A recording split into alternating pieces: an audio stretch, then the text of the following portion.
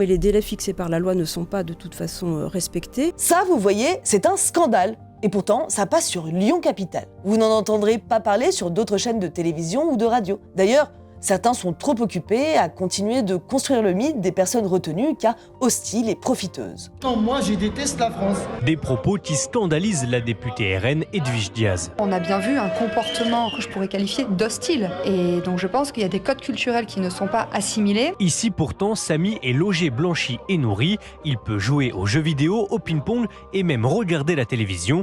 Waouh, il a droit à la télévision! Mais c'est carrément le Club Med en fait. Aucune activité, pas de travail, pas d'enseignement, pas rien. Il n'y a aucune activité en fait. Et les médias jouent un jeu dangereux. Ce sont souvent les affaires médiatisées suivies des discours de la droite qui incitent les préfectures à classer les personnes dans les cras. On place pour placer et on sait qu'il va être libéré.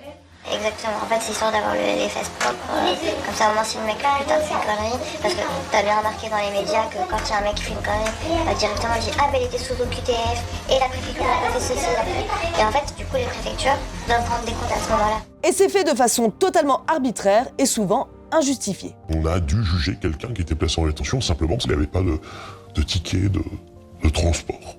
C'est une menace à l'ordre public, c'était une menace à la société. En certains cas, ça peut dépendre de la sensibilité de chacun de décider ce qui est trouble à l'ordre public et ce qui ne l'est pas. Non mais c'est exactement ça. Mais du coup, c'est fait un peu à l'arrache. Il n'y a pas de cadre légal ici.